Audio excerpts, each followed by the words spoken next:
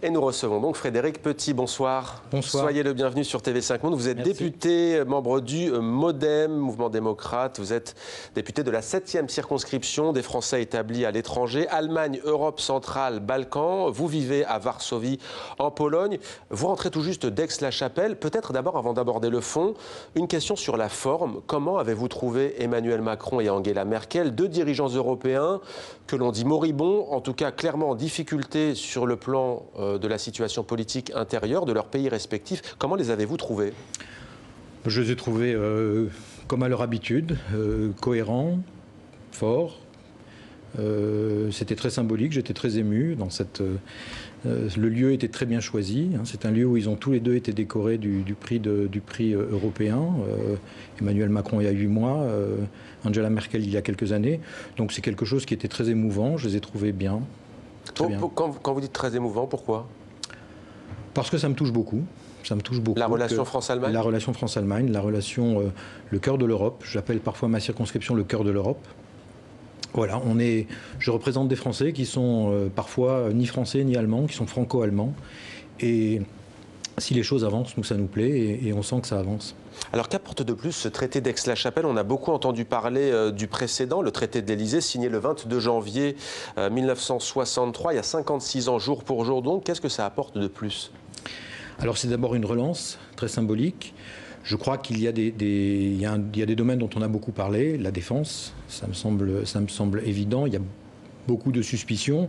Je rappelle quand même que ce qui est dans ce traité est aussi lié au Brexit, puisqu'on avait un accord militaire avec la Grande-Bretagne qui était supérieur à ce qu'on vient de signer avec l'Allemagne. Donc il faut quand même relativiser tous les reproches qui ont pu être faits. Je crois qu'une des grosses avancées, c'est quand même le transfrontalier. On ne peut pas dire qu'on est européen en oubliant qu'il y a 150 millions de personnes sur 450 millions pour qui l'Europe c'est quotidien. L'Europe c'est du vécu, c'est du quotidien et il y a des irritants encore en Europe. Ces 150 millions qui vivent dans les régions transfrontalières, eh ben, il faut traverser le pont et ça change. On est ensemble, on vit ensemble. Donc le traité va très très loin sur l'organisation de régions transfrontalières avec des exceptions qui pourront être faites. Alors justement, sur cette question précise, c'est un chapitre qui occupe une large place dans le traité. Oui. Vous êtes natif de Marseille, mais vous avez vécu en Lorraine. La Lorraine est concernée justement au même titre que l'Alsace. Là aussi, il y a des voix qui s'élèvent. Que répondez-vous à celles et ceux qui disent qu'il va y avoir une perte de souveraineté de l'Alsace, sujet éminemment sensible? C'est une imbécilité. Je veux dire, je ne discute pas les gens qui ne réfléchissent pas et surtout les gens qui ne lisent pas les traités. Non, il s'agit d'autre chose. Il y a des irritants qu'on connaît bien. Il y a des irritants sur les impôts. Je travaille de l'autre côté de la frontière, je suis là. Il y a donc des déséquilibres complètement artificiels dans le développement économique de la Moselle, par exemple, avec le Luxembourg, où si on ne travaille pas ensemble, les deux vont mourir. Il y a des irritants, on raconte toujours le fleuriste de Kehl qui doit remplir un formulaire pour que son fleuriste aille livrer les fleurs de l'autre côté du pont. Voilà, il y a des irritants qu'il faut améliorer. Mais concrètement, quand on est par exemple de Moselle et qu'on va travailler au Luxembourg, qu'est-ce que ça change là? Est-ce que vous pouvez nous le dire en termes de droit du travail, en termes d'avantages ou d'inconvénients? Ça change qu'on va pouvoir avoir un droit. D'abord, on va appliquer le droit européen ensemble. C'est-à-dire que la France et l'Allemagne, maintenant, n'appliqueront plus les directives européennes séparément.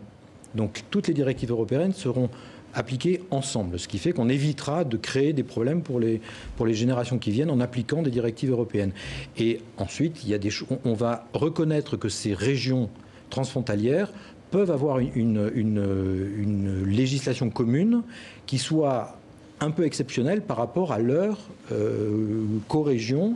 On pourra faire des exceptions dans ces régions qui permettront d'harmoniser des choses qui ne sont pas harmonisées aujourd'hui parce que jusqu'à ce centimètre-là, on est dans le droit français et à partir de ce centimètre-là, on est dans le droit complètement allemand. Si on arrive à créer ces régions et en faire des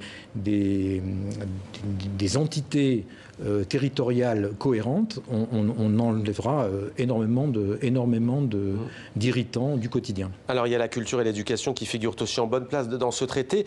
On jette des bases dans un traité, ce sont des principes bien entendu, il y a le droit, mais que fait-on le jour où on a à Paris un gouvernement d'extrême gauche ou d'extrême droite et l'inverse en Allemagne? Comment on discute?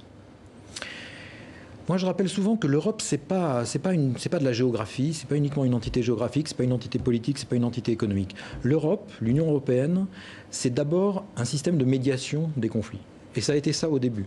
Au début, le coup de génie d'Adenauer et de Monnet, encore plus que Schuman, ça a été de dire, si on veut régler nos conflits définitivement, il faut qu'on pose un intérêt commun sur la table. Et ça a été le charbon et l'acier. Après la Seconde Guerre mondiale. Et maintenant, c'est ce qu'on est en train de faire. C'est de dire, si on met, certains disent on met la charrue avant les bœufs, mais si on met les enjeux qui nous intéressent ensemble devant, et bien forcément, ça sera irréversible et forcément, on ira vers une plus grande collaboration et on ira vers de la paix et du règlement des conflits. On a le droit d'être différent. On a le droit d'être différent.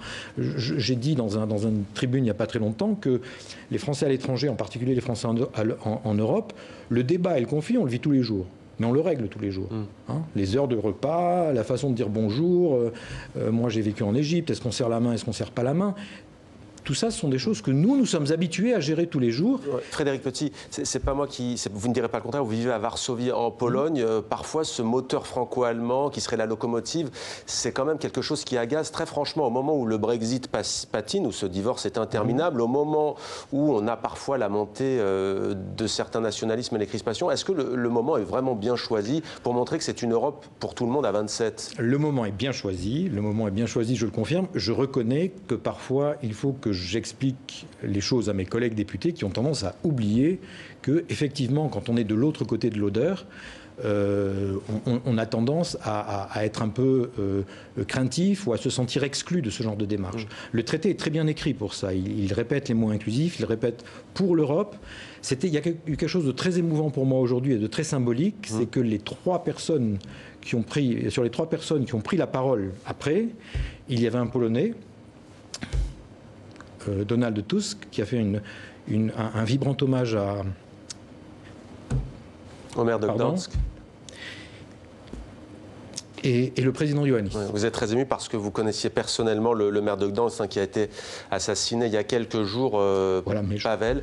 Je peux me reprendre, mais donc ce qui était symbolique, c'est que c'était le président, les anciens dirigeants de 2 pays de l'Est qui venaient célébrer avec nous, donc Donald Tusk puisqu'il est président de la Commission et Iohannis, le président de la Roumanie, puisqu'ils sont la Roumanie est président. Donc il y avait un côté, une volonté de rassembler. D'inclusion, et c'est écrit en toutes lettres dans le traité, et je pense que c'est bien. Alors si on vous invitait aussi, monsieur le député, c'est pour parler des Français de votre circonscription et pour voir comment ils vivaient ce que vit la France en ce moment depuis maintenant 2 mois, voire plus, le mouvement des Gilets jaunes. Peut-être d'abord une réaction sur cette information qui nous est parvenue il y a quelques minutes. Le ministre français de l'Intérieur, Christophe Castaner, déclare que les forces de l'ordre qui utilisent les LBD très controversés, ces flashballs qui ont blessé plusieurs manifestants, et bien que ces policiers-là seront armés de caméras piétons.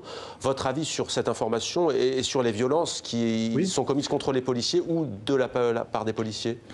Écoutez, moi je suis quelqu'un qui suis pour que la violence soit maîtrisée et qu'elle soit dominée, et je suis pour le règlement des conflits sans violence. C'est quelque chose qui a été testé, je crois, dans les dernières semaines, cette caméra. Voilà, moi, plus il y a de transparence, plus je crois que la société avancera. Et voilà, la transparence, le problème qu'on connaît en France aujourd'hui, je crois que c'est qu'on est en train d'oublier notre 3e valeur, qui est la fraternité. C'est-à-dire qu'on peut être... Une contradiction et un débat, ce que j'appelle moi le grand débat, pour moi, c'est de la contradiction, mais de la contradiction fraternelle. Voilà, c'est à partir du moment où la contradiction est fraternelle, c'est une bonne contradiction et on avance tous ensemble. Alors justement, comment vous avancez, vous, notamment à Varsovie ou encore auprès des Français qui vivent en Allemagne? Comment ça s'organise concrètement ce débat? Eh bien, très bien. Les gens sont très très motivés. Je ne vous cache pas que moi, ce déficit de citoyenneté, je le sens depuis 40 ans. Je trouve ça très injuste que ça nous tombe dessus, parce que je crois que c'est un divorce que la société française porte en elle depuis une 40aine d'années. Vous dites cela parce qu'il y a eu un renouvellement massif à l'Assemblée nationale et que vous étiez entrepreneur et que c'est votre premier mandat. Voilà. Et puis que j'ai travaillé beaucoup, dans une autre vie antérieure, j'ai travaillé beaucoup sur un quartier difficile où cette notion d'appropriation de sa propre vie, c'était des enjeux que je travaillais quotidiennement. Mais là, que vous disent les Français qui vivent dans votre circonscription? Est-ce qu'ils parlent de service public? Service public, je crois qu'on est quand même un pays qui fait énormément pour son service à l'étranger. On est le seul pays à avoir un service d'enseignement à l'étranger, par exemple. On parle beaucoup évidemment de discussions sur impôts, plus de taxes, moins de taxes. Quelque chose qui est très symbolique aussi de ce qu'on fait, c'est que les gens sont très attentifs à ce qui se passe et ont cette espèce qu'on revoit dans les enquêtes d'opinion, cette espèce d'a priori favorable sur ce qui se passe. Et moi, je dis parfois un peu de manière provocante que c'est un mouvement citoyen. C'est pas un mouvement démocratique, mais c'est un mouvement citoyen. Je suis persuadé, à la différence de certains, parfois de mes collègues, moi, je crois profondément qu'il y a de l'intelligence sur les ronds-points. Il y a de l'expérience, il y a des choses qui vont aider la France. Voilà. Par contre, il faut que ça fasse partie d'un grand débat. Il faut qu'on soit capable d'aller, et pas pour faire plaisir à une France contre l'autre. Non, c'est parce qu'on est ensemble. Parce que c'est en ce sens que je disais que la fraternité nous manque aujourd'hui. On doit ne pas être d'accord, mais rester fraternel. Comment ce mouvement social est-il perçu dans les pays pour lesquels vous avez été élu pour représenter les Français, notamment les Balkans, l'Europe centrale, l'Allemagne? Écoutez, moi j'ai commencé, mais le grand débat, j'ai commencé assez vite parce que j'étais très près. Donc je crois qu'on a fait une des premières à Zagreb il n'y a pas très longtemps. D'abord, les gens sont très motivés. Mais je parlais aussi là pour le coup des Polonais, des Allemands, que vous disiez, est-ce que les médias en parlent? Alors, écoutez, ne me demandez pas de faire une analyse de la façon dont les médias... Est-ce que les gens étaient surpris? Est-ce que les images ont quand même tourné dans le monde entier? Oui, mais les images étaient plutôt... les gens n'ont pas compris la profondeur de ce qu'on est en train d'analyser. Ouais. Ils voient une manif, quoi. Donc voilà, ils disent qu'est-ce qui se passe en France. Mais rares sont ceux... Moi, j'essaie de témoigner, parce que j'ai beaucoup de contacts, évidemment, j'essaie de témoigner. Je crois que ce qui s'est passé à Gdansk, ce qui s'est passé sur les ronds-points de France, c'est un sujet européen. C'est un sujet européen. C'est-à-dire, il y a une très belle phrase d'un journaliste polonais qui l'a dit à propos de Gdansk, que moi j'ai repris parce qu'elle me semble que ça va être le thème de la campagne européenne. Il a dit les fous profitent de notre haine. Nous devons éradiquer la haine en nous-mêmes. Merci beaucoup Frédéric Petit, merci monsieur le député. Ces élections européennes se tiendront le 26 mai prochain. Merci d'avoir été avec nous aujourd'hui. Je vous remercie.